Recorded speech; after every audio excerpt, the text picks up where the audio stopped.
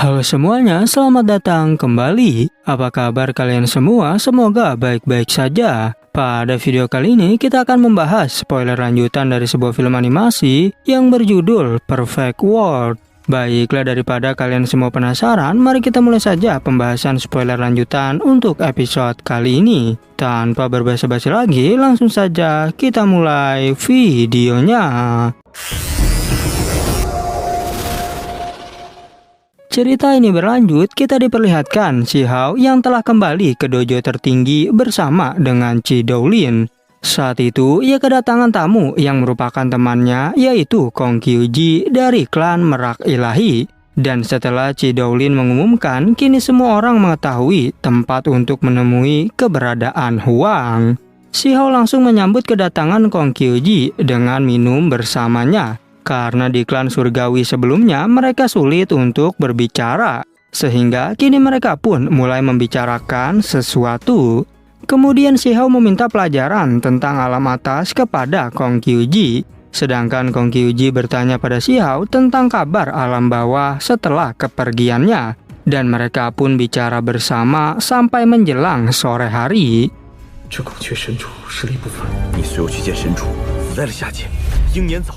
Setelah itu, tiba-tiba datang dua orang yang juga temannya Si Hao saat di alam rahasia. Dan mereka adalah Chow Yuseng dan kelinci bulan giok. Tentu, Si Hao pun mengajak mereka sambil minum bersama. Ketika sedang berbincang, awalnya Kong Kyuji meremehkan Chow Yuseng yang hanyalah pria gendut dan lucu.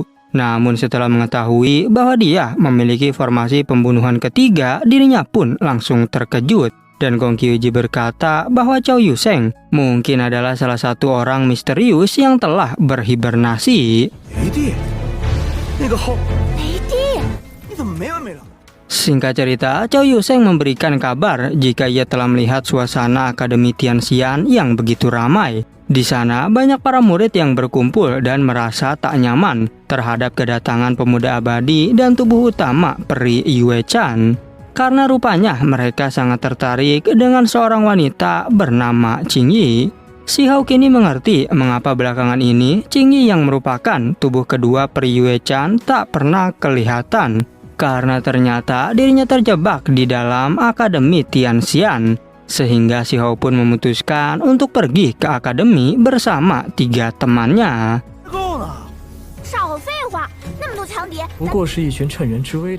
Scene berpindah ke Akademi Tianxian. Di sana para murid merasa gelisah dengan kedatangan pewaris Istana Abadi. Karena menurut mereka, pemuda abadi benar-benar sangat sombong.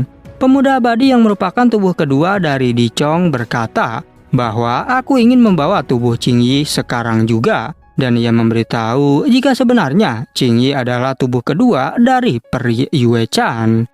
Dia lanjut menjelaskan jika sudah seharusnya dua tubuh menjadi satu, karena itu adalah kodrat dari tubuh kedua yang diberikan tugas. Mendengar hal itu tentu membuat para tetua Tianxian tak terima, karena Qingyi adalah salah satu murid berbakat dari Akademi Tianxian.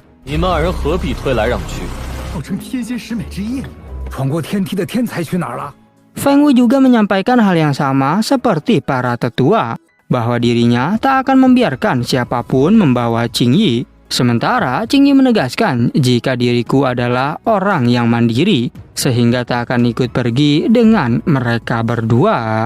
Mendengar perkataan itu tentu membuat tubuh utama peri Yue Chan sangat terkejut, dan ia merasa jika tubuh keduanya sudah melewati batas. Tapi hal itu tak membuat pemuda abadi gentar sedikit pun. Pemuda abadi berkata bahwa tubuh kedua hanyalah alat untuk tubuh utama, dan jika mereka bergabung maka peri Yue Chan akan mendapatkan kekuatan luar biasa. Namun jika Qingyi menolak, maka bersiaplah untuk pertarungan.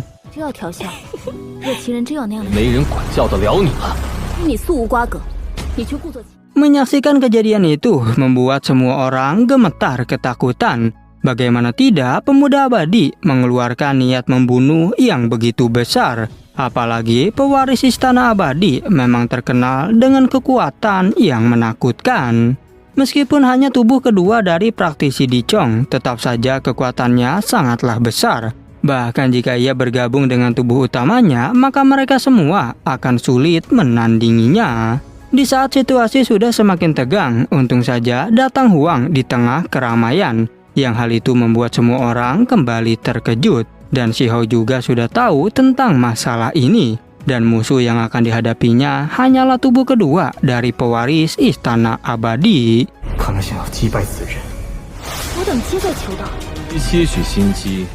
Melihat Huang yang muncul di hadapannya, pemuda abadi pun berkata, "Jika kau datang di waktu yang tepat, lagi pula diriku memang sedang mencarimu, sehingga tak perlu repot-repot menemukanmu lagi." Shi Hao berjalan maju dan mulai memegang pinggang Qing Yi di sampingnya. Ia berkata, jika memang Istana Abadi itu sangat hebat, maka hari ini adalah untuk membuktikannya. Pemuda abadi yang mendengar hal itu tentu sangat kesal. Ia pun mulai menghunuskan pedangnya.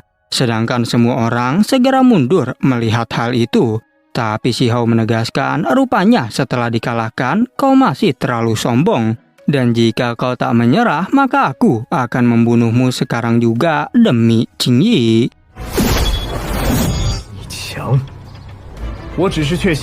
Di saat mereka berdua mulai beradu kekuatan, tiba-tiba saja muncul seorang tetua yang menghentikan mereka. Ia mengatakan agar mereka berdua jangan bertarung di dalam akademi. Dan jika kalian ingin bertarung, maka datanglah ke arena pertandingan. Tak mau berbasa-basi, Shi Hao dan pemuda abadi pun langsung pergi ke sana. Sehingga hal itu membuat semua orang bisa bernafas lega. Karena sebelumnya mereka begitu merinding dengan kekuatan dua orang tersebut.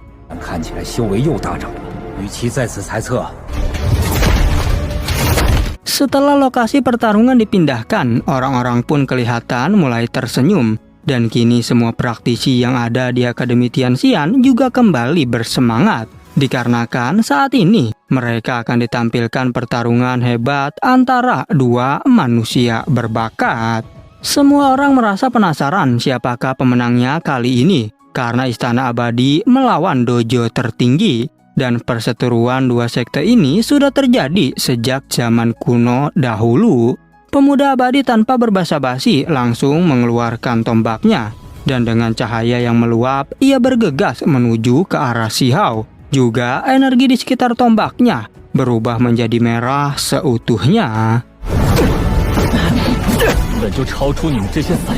Di sisi lain, Shi Hao juga segera terbang dengan kecepatan tinggi. Tangkai demi tangkai rumput muncul di kehampaan, sehingga terjadilah adu kekuatan di antara mereka. Adu kekuatan itu sangatlah besar, bahkan sampai menghasilkan suara gemuruh. Ketika dua orang ini saling melewati satu sama lain, mereka merasa terkejut. Dan pemuda abadi berputar kembali seperti burung dewa yang menukik tajam. Semua orang sangat terkejut karena tombaknya kini bersinar terang dan energi di sisinya berubah menjadi sayap burung phoenix, yang dimana teknik itu merupakan teknik pedang sayap burung phoenix.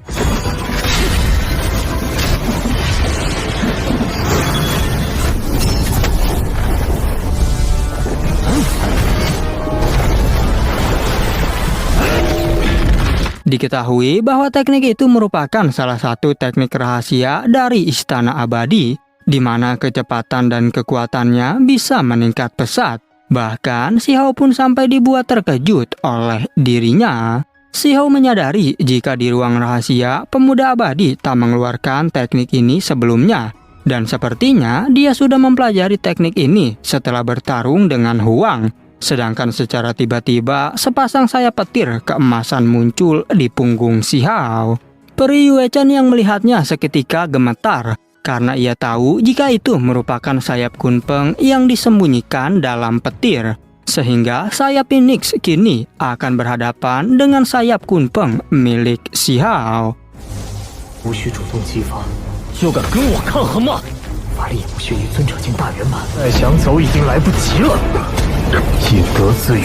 Mereka berdua kembali melanjutkan baku hantam hingga menimbulkan bentrokan yang sangat keras. Kedua sayap saling bersilangan disertai energi pedang melonjak ke langit, dan kekuatan magis menyapu seperti lautan hingga menenggelamkan cahaya matahari. Semua orang hanya bisa melihat samar-samar karena awan menjadi gelap gulita, di mana terjadi tabrakan hebat di antara keduanya. Dan sayap ilahi mereka saling berkonfrontasi satu sama lain. Pada akhirnya, kedua praktisi itu mulai mundur. Mata pewaris Istana Abadi terlihat sedingin es, dan tak ada yang menyadari jika ia menghapus setetes darah di lehernya. Bahkan saat itu, pemuda abadi hampir kehilangan kepalanya.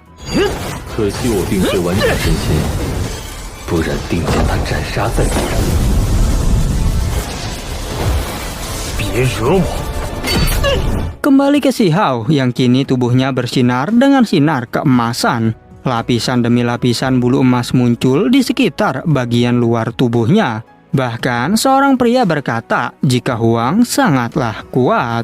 Pemuda abadi tak bisa merasa tenang karena sayap Phoenix yang terkenal hebat tak dapat melukai Huang. Dan kini malah dirinya yang hampir celaka oleh sayap Kunpeng. Dan menurutnya ini benar-benar menakutkan. Dia sudah mengerti bahwa ranah kultivasi Si Hao kini telah naik. Dan kekuatan fisik serta magisnya juga ikut meningkat. Sehingga tak ada celah lagi yang bisa dimanfaatkannya sekarang ini.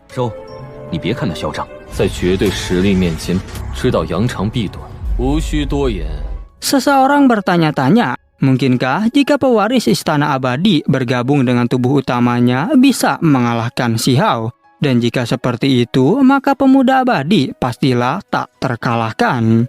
Di sisi lain, terlihat Si Hao yang memperhatikan kondisi pemuda abadi sudah kewalahan.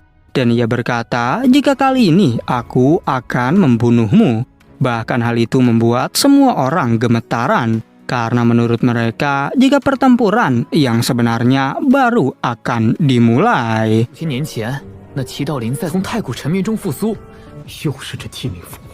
Dan pada akhirnya, spoiler untuk episode 151 pun bersambung.